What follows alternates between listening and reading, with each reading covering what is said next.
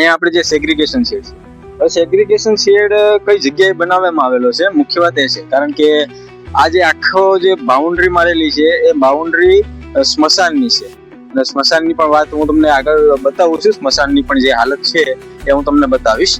હવે વાત કરીએ આપણે સેગ્રીગેશન શેડની, તો સેગ્રીગેશન શેડ અહીંયા બનાવેલો છે, સારી રીતે એમ તો બનાવેલો છે, પણ હાલત જોઈએ ને તો અત્યારે જર્જરિત હાલતમાં છે. બધી સાઈડથી તરડા પડેલા છે.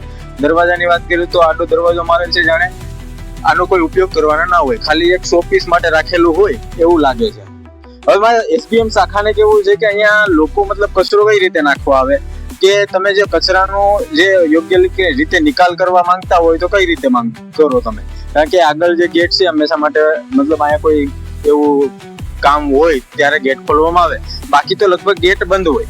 હવે વાત કરીએ, આ તમને સેગ્રીગેશન શેડ બતાવું. આ એના ટાંકા બનાવેલા છે, આમાં જે સૂકો ભીનો કચરો બનાવવાનો હોય.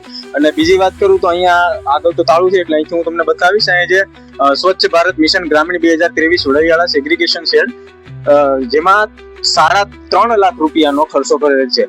હવે આ જે રીતે બનાવેલું છે આમાં 3.5 લાખ રૂપિયાનો ખર્ચો આ લોકોએ બતાવેલો છે. હવે તમે વિડીયોમાં જોઈ શકો છો, માથે ખાલી પતરા મારેલા છે, સારે બાજુ દિવાલ મારેલી છે, 2 દરવાજા મૂકેલા છે. આમાં રૂપિયા 3.5 લાખનો ખર્ચો કરેલો છે. હવે ક્યાંયથી જોઈ અને લાગતું નથી કે 3.5 લાખ રૂપિયા આમાં ખર્ચ કર્યો હોય.